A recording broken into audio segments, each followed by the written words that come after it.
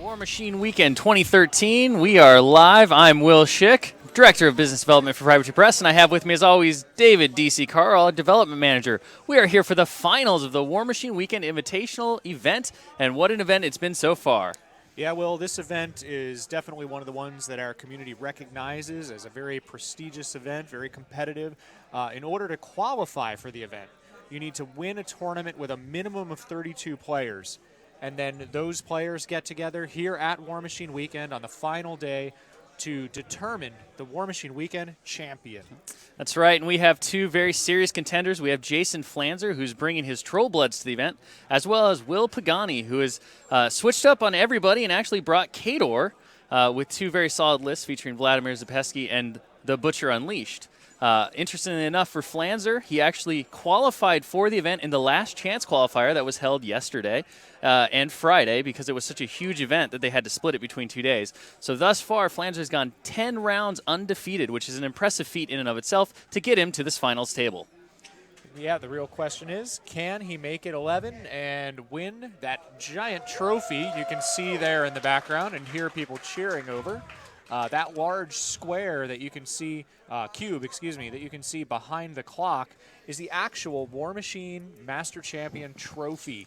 It was brought to us by Chris Johnson, a.k.a. Explosivo, and the gears that you can see on it actually do move. It has LEDs inside. It lights up. It's quite an impressive trophy to have on your own mantle. That's and that right. is what they're fighting for right now. It certainly is amazing, as well as the table that Explosivo actually built for the event. All in all, we're very excited to see things go. Our players today will be playing the close quarters scenario, which features two flags, one each up 21 inches from a player's deployment zone and 18 inches in from the edge. A player can score 1 CP by dominating his own flag. He can score 2 CPs by controlling an opponent's flag and 3 CPs for dominating an opponent's flag. A player wins if he earns 5 CPs by the end of the turn or if he manages to get a cast or kill on his opponent. So it's going to be an interesting matchup. You see our flags are out there and ready to go. And the game does also use Killbox, so you can also win if your opponent's Warcaster or Warlock is unable to fight for the middle area of the board, and you've got them too far on their heels to continue competing in the battle. Certainly a scenario that forces an up-close and vicious fight, and we're excited to see. For Will Pagani, he's decided on his Vladimir Zapesky, the Dark Prince list, which features a Behemoth, a Spriggan, Kovnik Joseph Grigorovich, an Iron Fang Kovnik, a Kolden Lord, Lady Aeona, and Master Holt, with an attached Kolden Captain Valachev, Winter Guard Rifle Corps at full strength, an Assault Commando unit at minimum strength with 2 Flamethrower unit weapon attachments, as well as the Great Bears of Gallows-Wood. So overall, a hard-hitting, heavy armor War Machine Kador list. Facing off against a lighter armor than usual Troll Blood list, led by Grim Angus with a Storm Troll, a Troll Impaler, and a Dire Troll Bomber. Flanzer has also brought Dahlia Hilaire, the Lesser Warlock, and Skarath, her Tatzelworm, a Fellcaller, a Feralgeist, a full unit of Fenblades with their unit attachment, and a minimum unit of Scattergunners with their unit attachment, and the hard-hitting Sons of Bragg. So quick notes about the table that our players are playing on. You'll see that there's some interesting terrain, just like we had for our Iron Gauntlet finals that we held the other night. The raised dais on the play on Jason's right is actually going to be counted as a hill, so that it will be elevated terrain. The struts supporting the big cauldron that's bubbling that we can see now are actually obstructions. With the little side pieces there, the thin elements being considered linear obstacles. So you can move over those, just not through the large pieces. And last but not least, that center gear area where we have a clear acrylic over the top is actually going to be counted as a forest this time around, as the center cauldron actually bubbles and smokes, so we decided that it made sense to have it be obscuring line of sight. No? We changed that? Sorry, that was a miscommunication from one of the judges to some of the other judges. The head judge ruled on it and said that no, we will not be treating that piece of plastic as a forest. So we have no real line of sight obscuring terrain in this game, which will make things extra interesting for Jason, who is facing off against the firepower of the Behemoth, as well as Will, who's facing off against the firepower of the Troll Bomber.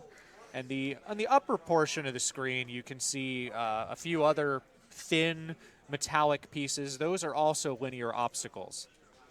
So we have Jason starting off his turn, and our action is getting underway. He's advancing, or running, I should say, aggressively with his war beasts to get them into position to threaten a large portion of Pagani's army on the next turn. One of the interesting things about this matchup is that Jason actually built this list to deal with the Butcher Unleashed, he said, not exactly to deal with a heavy armored Vladimir list. So the army lacks some hitting power that you normally see in Trolls, and that hitting power was actually in Flanzer's Doomshaper 1 list, which he was locked out of because he had played it too many times, and we had Divide and Conquer going on today in this Invitational. Well, that's interesting, too, because even though he had that list, their two lists kind of are an interesting choice against each other. This was the Troll Blood list that was superior against Butcher 3, but also the Doomshaper list was better against Vlad 1. So we wound up with Flanzer not quite getting the choice that he wanted, but I'm sure we'll still see top-notch play from this top-notch player. He has advanced Grim very aggressively here by ditching some Fury points, I believe casting the Bomber's Animus, perhaps, Bomb Shelter, and then charging forward. Is that also a feat token? He may have also used his feet. No, he wouldn't have used his feet. I don't. But what does that say then? He possibly has something else. Possibly return fire. That would make sense, even though that isn't what the words looked like to me. But Dahlia and Skarath have also moved forward aggressively, as have the Fenblades, who have been given the run order.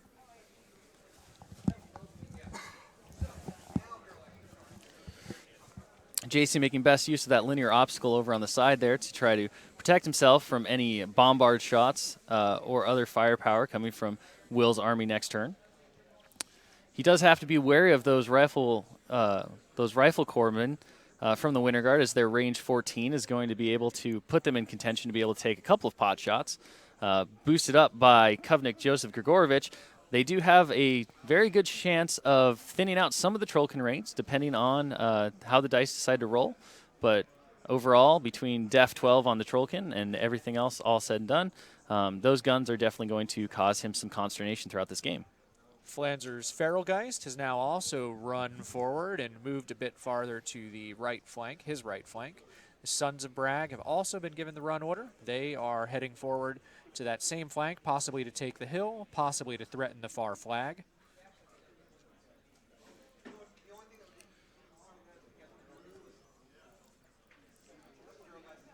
see some of the many support elements here in Flanzer's army also running to go be with the units they're most capable of helping out.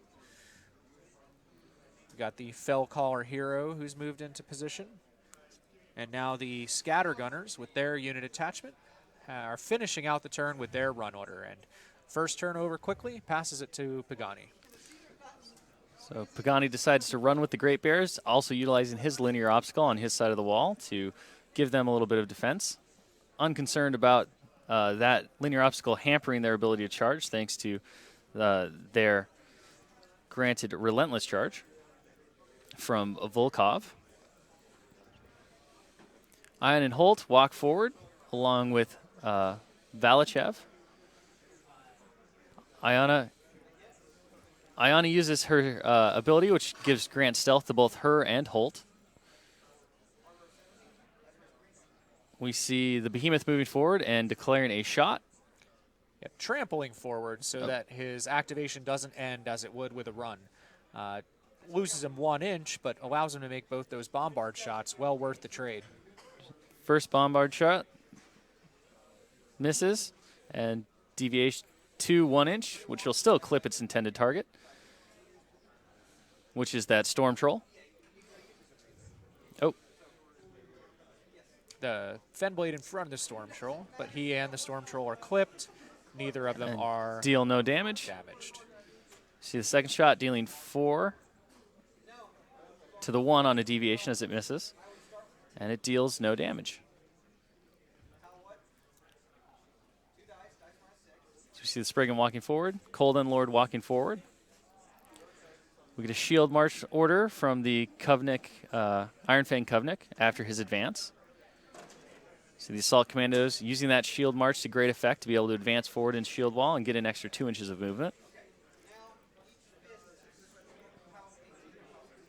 And we see on this table a lot of models that are not considered to be quite as universal as some of the other things we see often on these tables. Models like Dahlia and Skarath have a very specific niche, and Flanzer's been championing them as a way to deal with the Butcher Unleashed.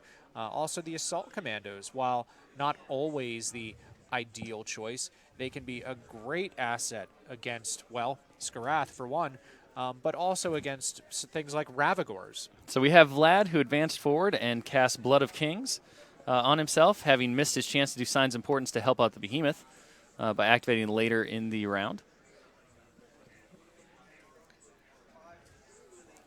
We have Kovnik Grosif Gorovich advancing forward and casting his ability to grant Tough and Fearless to the Winter Guard Rifle Corps, who have also advanced up away from the Fenblades, who are behind the linear obstacle.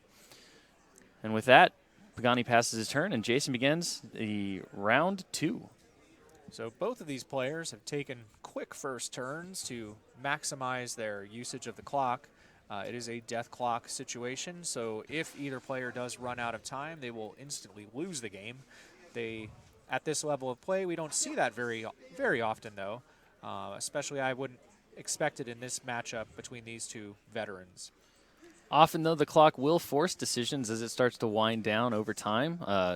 Having to take careful consideration about your moves and tactics can lead to players running low on time, and both players' games went down to the wire in the round before this. Did you hear what spell Flanzer has on Grim?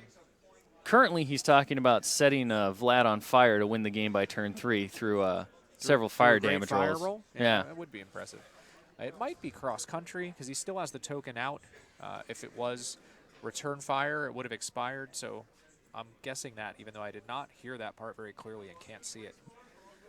Oh, and it looks like instead of Blood of Kings, Vlad actually cast Windwall last turn because now they're discussing the distance that Windwall affects things. So we have Vlad right behind those Assault Commandos with Windwall, which will prevent Flanzer from being able to target several of them with ranged attacks.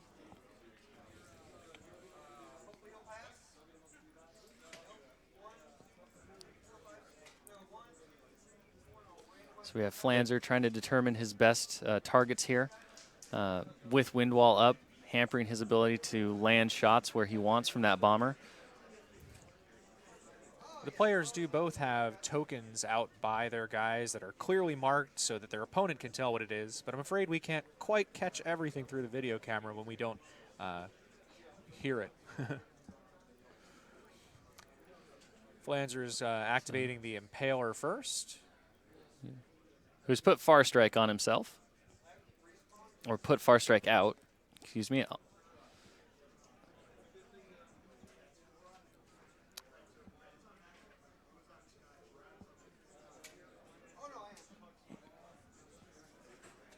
Flanzer is checking the control area for Grim in order to determine where the Storm Troll will be in the range that he wants to be in, and where he will also be able to gain cover from the linear obstacle there. The Impaler put Far Strike on the Storm Troll, so he is the one who has that additional range. That is why we didn't see the Impaler moving farther forward or attempting to make an attack. Storm Troll hits his target. The Lightning is going to jump to a random model since they're in base-to-base contact. They randomize, and two total models were hit. I believe they have the 3 models which were hit. 3 models hit. And we're seeing boosts on each of the hits so far. A great roll of Murderize as a Assault Commando. And the Lightning, being one of the elements the Assault Commandos are not immune to. Had it been fire or corrosion, they wouldn't particularly care, but The Storm Troll's lightning attacks have destroyed 1 Assault Commando. That's with correct. the shield wall protecting the others from the leaping lightning arcs. So we have Grim far striking the Dire Troll Bomber now. Flanzer quickly working out Grim's current defense to make sure that he's not going to take an early loss in this game.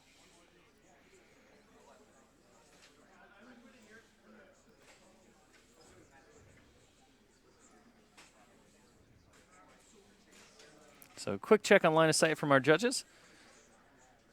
It's worth mentioning that we do have 3 judges here, a head judge and then 1 judge for each player.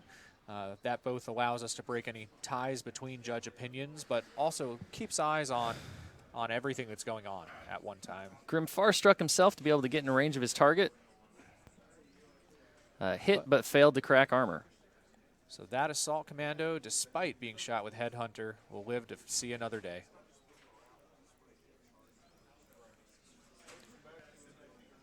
Flanzer considering his options here. So far, the turn has not gone too well for him. Looking to his left flank at the Fen Blades. Still has that far struck bomber who might be able to land a shot into some of the assault commandos who are not affected by wind wall, or take a throw and hope for a good deviation on Iana and Holt, who cannot be hit because of stealth. And it is worth noting that Flanzer has a lot, or that Pagani has a lot of support elements over there. If the bomber got a great deviation, he could take out quite a few points worth of the models expected to really support Pagani's army. The Feral Geist running in front of Scarith.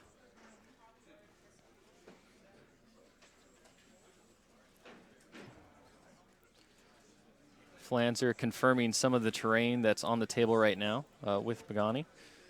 The bomber does choose to activate next, the far struck bomber. We'll get to see if he's going towards the assault commandos or the Iana and Holt and other support elements over there. Checks control area to verify where things are, and then completes the bomber's movement. He now has used up 3 inches on that first partial move, 1 inch on the second partial move. Does have an inch left if he needs it, but he is double checking where Grim is versus the bomber, and determines from that control area measurement that he will need to advance half an inch forward. So he's now used 4.5 inches of his speed 5, chooses to stop there, and chooses to throw his first giant flaming explodey barrel thing. It's the official name.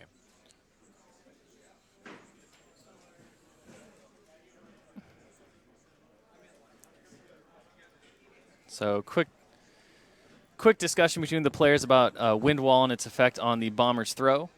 Pagani kindly letting Flanzer know that it's not really worth boosting when you're going to automatically miss.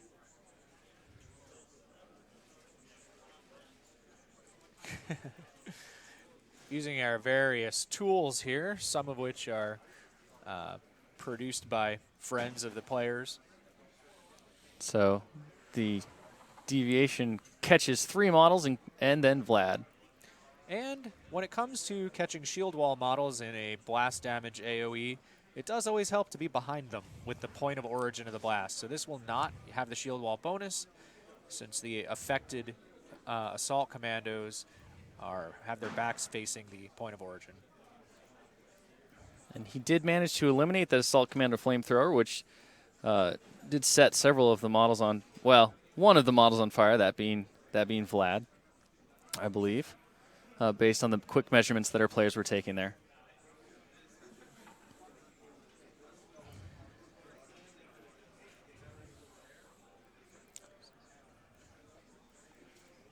For his next shot, Flanzer is going to be throwing the bomber's second attack towards Iana and Holt, declaring Iana as the target.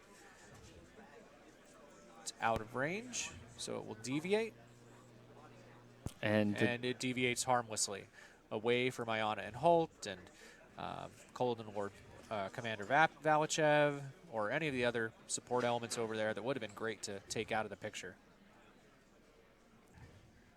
chooses to activate the Fellcaller hero next. Switches to the Scattergunners.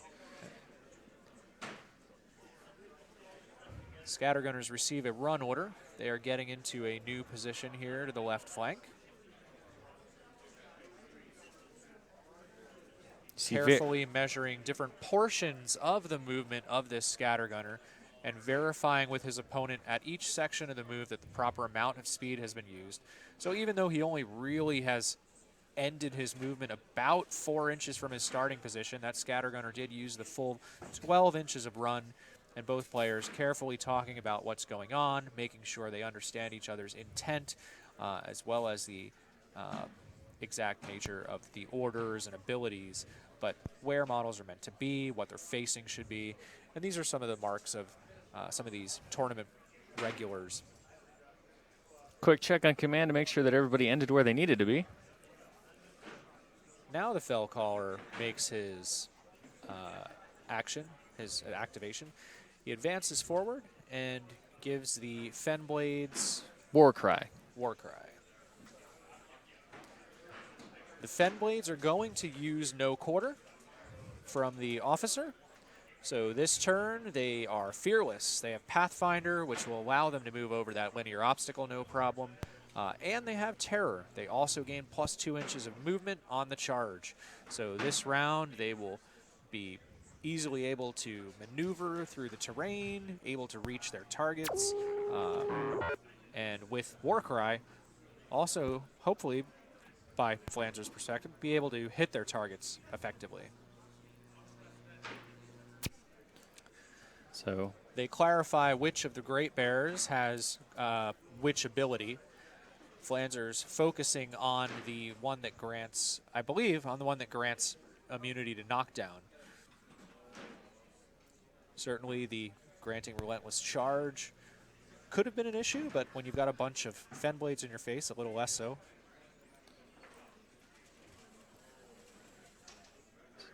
We have Flanzer still declaring some charges with the rest of his Fenblades. Getting a good spread thanks to the officer's extended command range there from the drummer. And instep. They are making use of a proxy base to ensure that no other lines of terrain or models are ever crossed when charging. This way they're both certain that the movement is fair and accurate. You can also see there below the Fenblades on the upper portion of the screen, the gears turning beneath Chris Johnson's beautiful steamroller table here.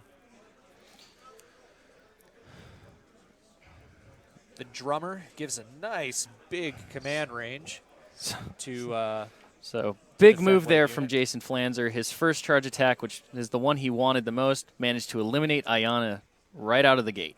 So a very good start for this unit. So there is still Holt and there is still Valachev, but without Ayana, that unit is not quite as threatening to his forces as it once was. And we see a Great Bear go down to a charge attack, even across the wall. So a very, very solid start for this unit's charge. They're no longer immune to knockdown? Correct.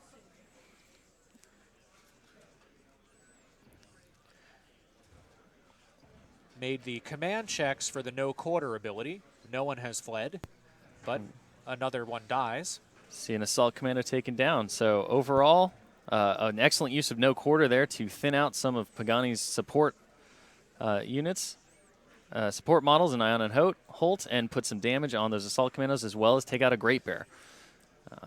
Overall, and Holt and Valachev still definitely a threat. They have Holt's highly accurate pistols and Valachev's magic. But they are going to be lacking that +2 to damage rolls from Ayana, which is certainly going to play into a factor as Pagani tries to crack through that troll armor. The Sons of Bragg now receive the run order, and they are getting into the action. They are taking up positions in front of the Impaler, the Feralgeist, and Skarath.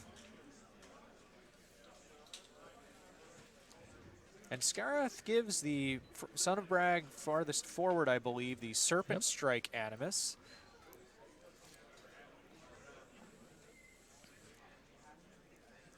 Did Dahlia give another Serpent Strike? I don't believe another Serpent Strike was thrown out, no. Instead, Dahlia used her spell ability, and we see fire going out on Vlad.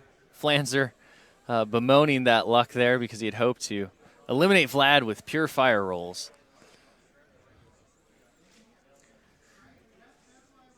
For those not familiar with Serpent Strike, it is riposte. If a model misses that front Son of Brag, he will get to make a strike back. So we have Pagani considering his opening moves here. Flanzer admitting that this is the dangerous turn for him, as he has put himself, he's exposed himself for that first alpha strike, and now it's going to be all up to Pagani to see how he can mitigate and respond. So Assault Commandos begin first. Oh, we begin with Vlad. So Vlad advances. Moves 2, measures his kill box to make sure that he is staying out just outside of it. He casts Signs of Portents, giving his entire army within his control area that excellent additional die on attack and damage rolls and dropping the low. And then we see the Assault Commandos assault and battering. Is he at 2 focus or 3, Vlad? He is at 3, I believe. So we see the first Assault Commando taking a shot with Assault and Battery. Deals enough to crack armor and eliminates a Fenblade, excuse me. See another Thanks to attack. Signs of Portents. Hits and eliminates another Fenblade. Gunny checking range to his next target. Hits is 4 off, needing 9 to kill.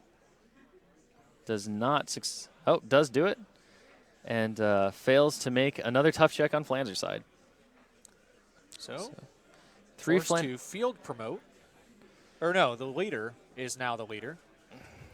3 Fenblades down, and Assault and Battery is still going. We see a promotion for the leader. And now we have the remaining Flamethrower spraying at the far middle Fenblade. He does hit. POW 12 eliminates his target. Flanzer admitting that this weekend has not been good on his tough check rolls. So Pagani checking to make sure on no quarters duration, and the Fenblades still cause terror. So he has to be careful about that, as if he walks into them, he will have to take another command check. See the Assault Commandos charging out and trying to thin out those Fenblades even further. See a run from that current Assault Commando right up against the obstruction wall, and the Flamethrower weapon attachment goes right behind him. First non-charge with a POW 9 weapon. 16 will crack armor. We take to see a tough roll. It makes the tough roll. Second attack with the shield. POW 8 cracks and makes another tough roll. First attack on that far Fenblade does hit with a 14. POW 9 cracks armor. Tough roll has failed. That removes that Fenblade from the field. Yep, the leader of the Assault Commandos is with the Flamethrower there in the middle, so all of those models are currently in formation. All right. A very good start and retaliatory strike from the Assault Commandos there between Assault and Battery and Charge. You see the Behemoth aiming, firing at that Serpent Struck Sons of Brag and eliminating him. See a second shot at the Sons of Brag, who carries the Twin Swords. They're 13s currently, so that shot misses. Goes 2 for 4 inches. Seems that Rudd will live to fight another day, or at least a little farther into this turn. So hits the Impaler and Scareth. 16 does not crack the Impaler's armor. Scareth is also unfazed by the POW 7 damage roll. Blast damage roll. Still, that first shot, highly useful, taking down the first member of the Sons of Brag there. We see Winter Kovnik Joseph Grigorovich advancing and firing at the engaged Fenblade. And he does actually hit. And we see a failed tough check there, which eliminates another Fenblade. Flanzer just checking some of his other dice for their traitorous lack of tough rolls.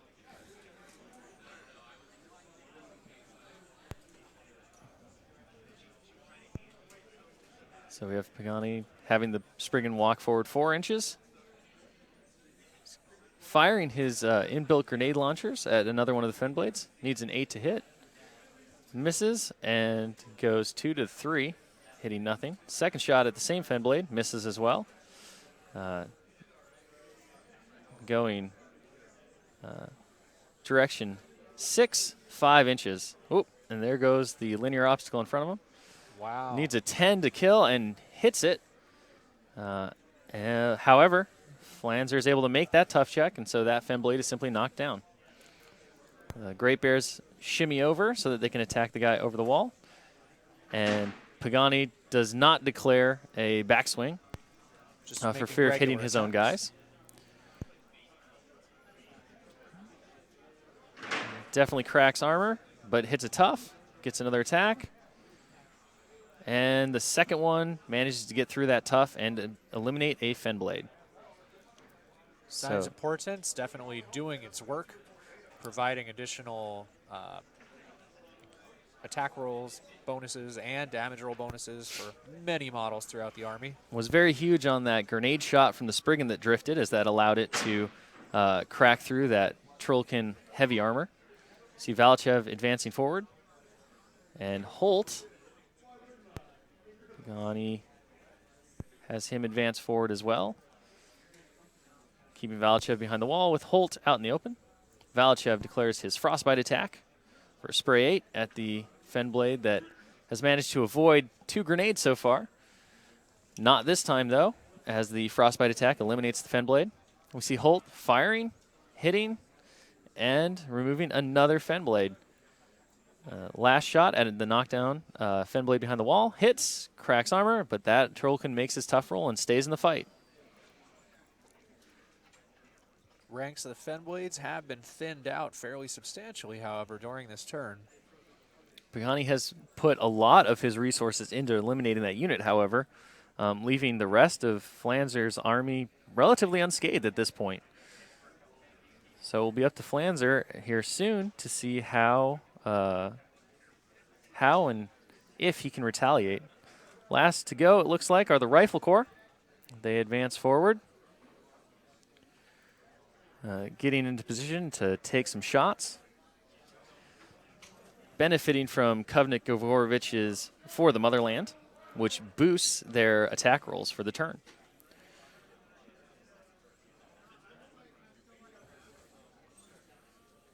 See a Winter Guard Rifle Corpsman taking a shot at that knockdown Trollkin, who has so far managed to avoid death. Does not get so lucky this time and is destroyed. Another shot from a Rifle Corpsman at a remaining Fenblade. Signs Importance plus For the Motherland, letting Pagani roll a ton of dice, but fails to crack armor on that one.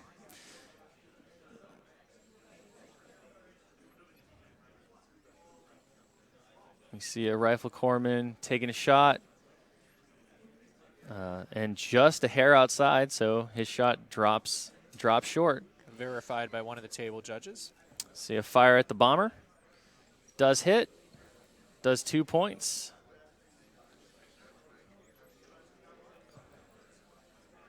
So we see another hit on the bomber. Does no damage this time, however. Another shot at the bomber. Hits. Deals no damage. And one more point. And we see 2 more points on that bomber. So plinking away at that bomber's bulk with Rifle Corps bullets. Signs Importance definitely doing its work. See a Rifle Corpsman firing at Rudd from the Sons of Braggs. Catches a 13, which hits him. Powhatan is 5 off. does 4 points, leaving him half alive or half dead, depending on your opinion. Another with winner. tough, let's consider it half alive. See another Winter Corpsman firing into Rudd. Hits. Does destroy him. See if he can make his tough roll. Does not. That eliminates another member of that Sons of Brag unit. And we've got the last member of that Winter Corpsman trying to take a shot at the bomber and being out of range.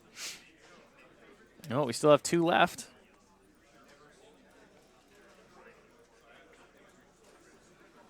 So the Iron Fang Kovnik running forward, getting into the middle of Pagani's infantry line there. And the Colden Lord runs.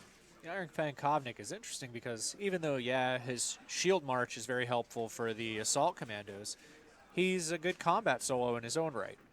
Definitely with Sign's Importance up, he can do some work on the Troll Blood army. So with that, Pagani passes his turn over to Jason, and Jason begins by leeching his fury.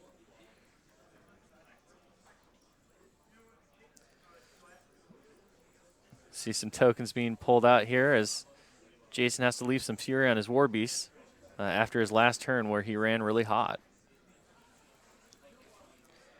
Definitely expecting to see Grimm's feet this turn. We have a frenzy check. And Flanzer makes the comment that he rolls too low to fail these frenzy checks. So despite the Storm Troll having several fury on him, he passes the check handily. Checking positioning.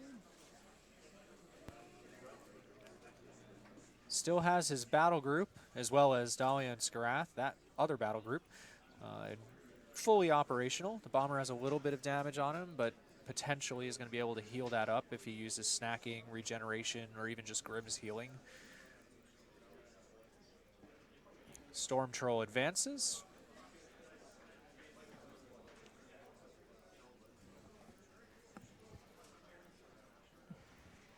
He checks the position of the various Winter Guard and assault commandos to determine how best to take advantage of Lightning Generator. He hits the Winter Guard Rifleman, jumps to 2 other guys, the 2 assault commandos, the flamethrower, and the leader. Does not kill the leader, but does kill the flamethrower. Or, excuse me, did I say that? Failed to kill the flamethrower, but did kill the leader. Yep. So we see a so field now promotion. that he's field promoted, 1 or more of the far assault commandos might be out of formation.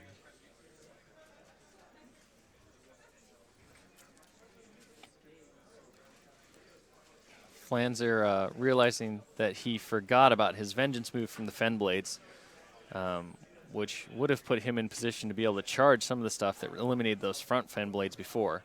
Unfortunately, that is a mistake that's easy to make, especially in the heat of the moment when you're trying to formulate a plan for next turn, rolling frenzy checks as well on your Impaler. So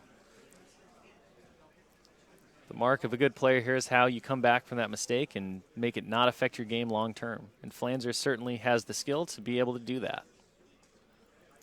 And one of those Fen Blades has survived so many deaths around him that he's got to be some kind of hero. He can head out there, go kill whoever he wants, Holt or one of the Great Bears. No, a very aggressive move by Grimm here. Yep, wanting to take full advantage of the spread the net feat. Grimm advances far forward, checks his control area. Flanzer verifying that all of the targets he really cares about are in that area. The Jacks, Vlad.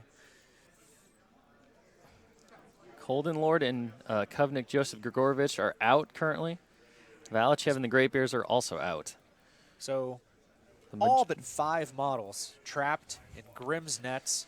They now have -3 defense, making them much easier to hit, and also have -3 speed, and also cannot make special attacks. So going to cut down on the distance they can move, their ability to do certain types of attacks, and making it far, far easier for the trolls who are left to activate, and Dahlia, the minions as well. Flanzer so they can take out some of the additional Kador models. Flanzer asked for a quick reference on Vlad's current armor, which with 3 focus left on him is 19. And then asked for a confirmation on health, which is 18. So I think we're going to see Flanzer likely make a move to try to eliminate Vlad quick. Vlad is definitely one of the tougher casters in the game to eliminate. Even with -3 defense, he's sitting at an effective defense of 17 behind the obstruction.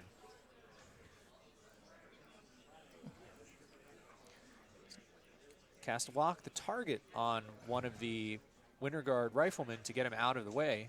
Casts Far Strike. Far Strike on himself. Giving him extra range on Headhunter.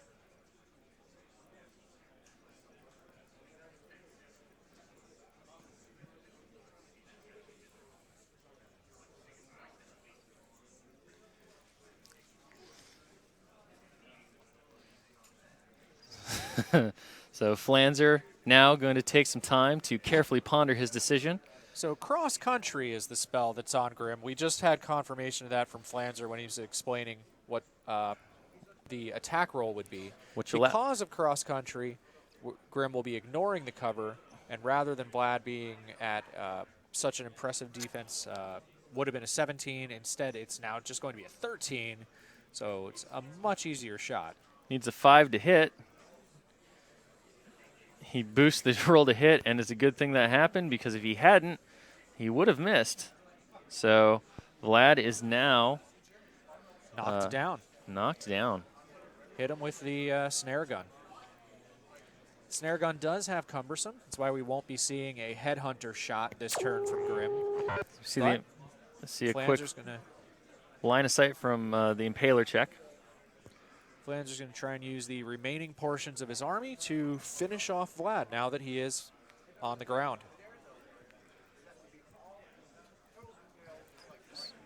So we see the Impaler who far strikes the bomber. And makes a attack against an assault commando because he might as well. Bomber is advancing. He's going to make a couple of shots in the hopes of winning the game.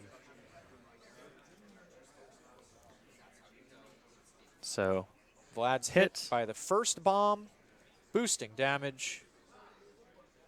Vlad suffers 7 damage. Flanzer takes another shot, boosts the hit just to make sure. Even though Vlad has such low defense right now, he's got that fury to use. He might as well use it. Deals another 4 points of damage to Vlad.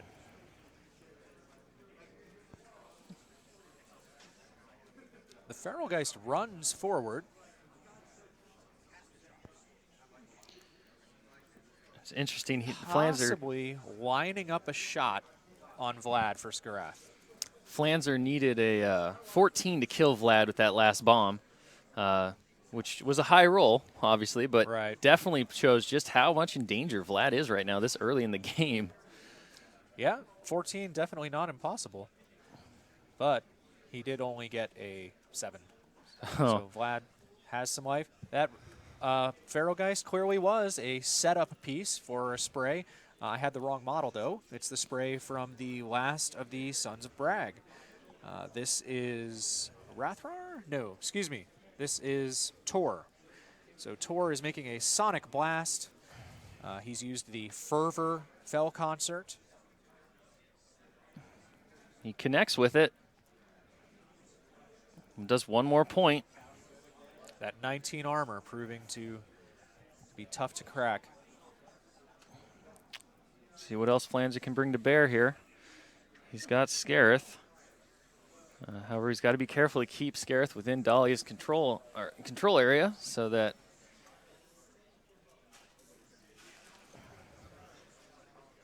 with the 10-inch spray, Scarith has a bit more flexibility than Tor did.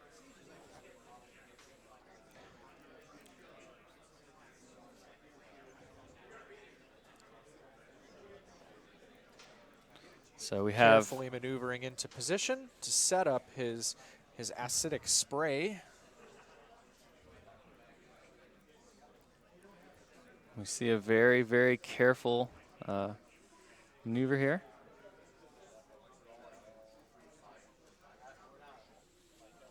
We see a quick check on control, and Scarith is just barely in. So very close.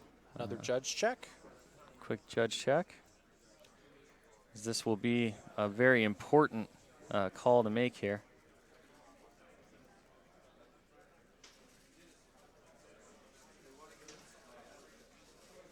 So we get a call. It is just barely in. So a huge thing there. I certainly would have. Boosting the acid spray. It hits. I certainly would have moved Dahlia first if I had been Flanzer. Oh! POW 12 deals 0 damage. Vlad is corroding, but. And on fire. And on fire. Oh. An extremely rough turn of events there with that roll.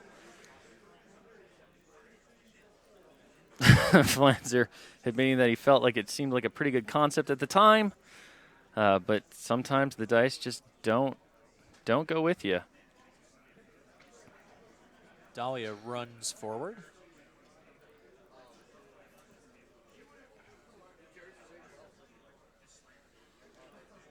Taking up a position far forward towards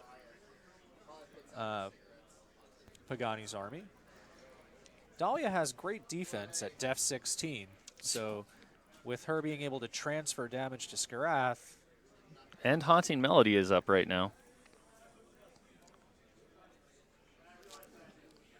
According to a quick confirmation from Pagani. So she then has only 3 Fury. It's a little bit hard to tell from a top down how much are in some of these Fury stacks, but 3 Fury left, Haunting Melody up. So no orders, and cannot target her with melee or ranged attacks while in her command or control area, which also equals her command range. Correct. But the Scattergun is going now after the Fen Blades failed to connect on an attack against Holt. Even with the net, that poor Fen Blade didn't quite get the job done. Now for some spray action. The Scattergunner officer is giving clear to the unit. So Flanzer has no fear of hitting his own guys, but has the potential to hit a number of Pagani's guys. You can notice every time our judges make one of these important measurements, they always stabilize the model that they're measuring from. They don't want to accidentally tick the model or knock it off its course to compromise the movement.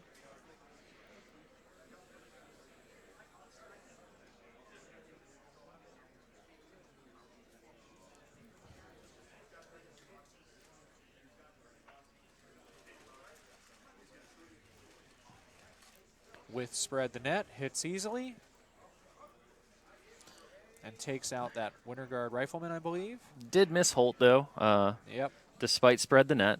And Flanzer passes the turn. Corrosion goes out. And this is the important one. Fire.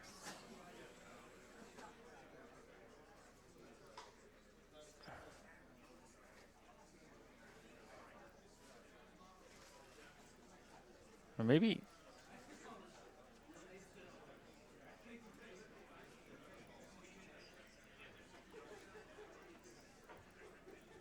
Did the fire already go out?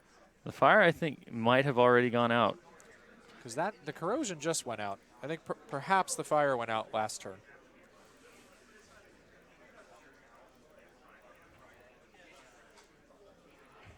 So we see Vlad stand up, advance backwards, cast Sign's Importance.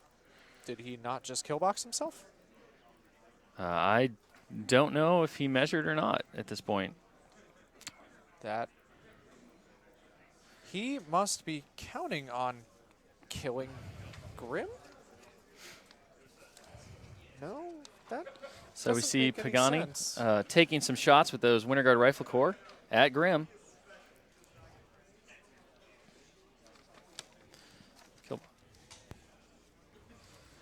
I guess he's just willing to give up the control points at this point, knowing how vulnerable Vlad is. See Kovnik Grigorovich give the boost to the Rifle Corps to allow them to roll an additional die on attack rolls. Whew. A massive shot from Kovnik Grigorovich ends the game on a boxcars roll thanks to Sign's Importance. So an extremely close match there with Vlad on the ropes, but a low couple of rolls from Flanzer, taking away the caster kill and handing it over to Will Pagani, who becomes the champion for our War Machine Weekend Invitational Finals 2013. So that is a victory by assassination. And that wraps up our War Machine Weekend. And we see our players here kind of taking everything taken down. Now you hear the call as the crowd finds out that the game has ended. Kudos to both of our players who played an amazing game. Tough fight. Flanzer did an amazing setup for his move and was just stolen from the victory from the end, and Pagani was able to bounce back and utilize the pressure he put on him in that second turn to take down Grim with some shots. So a fantastic and exciting game. And for everybody here at War Machine Weekend, from Privateer Press, as well as myself and David D.C. Carl, thank you so much for joining us for this exciting, intense matchup, and we hope to see you again at TempleCon 2014. Take care.